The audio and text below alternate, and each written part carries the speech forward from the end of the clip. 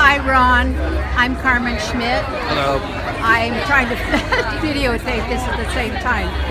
This is my first event, and I write the Outlander Anatomy blog. I don't know if you're familiar with that at all, but I use anatomy a lot, and I'm a retired professor of anatomy. So I'm very interested in all the different kinds of wounds and so forth that occurs on the series.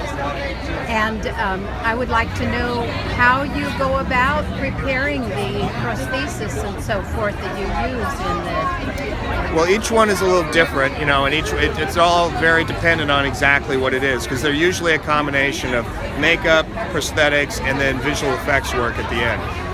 For instance, the scars on Jamie's back are a latex prosthetic that's applied on the set, and it'll last a couple hours, but the edges always tend to fray with work and sweat and just the heat of the lights. And then so in visual effects, we go in and have to clean up the edges and make sure that you don't see the seams.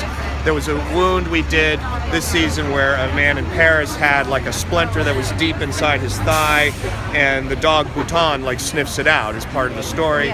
And so we had a prosthetic piece of a leg built about like that was the human thigh, and we did the close-up insert work on that of seeing Claire with a pair of tweezers or forceps pulling it out, and there was a pump underneath it to sort of fill the wound with blood and pus as it came out.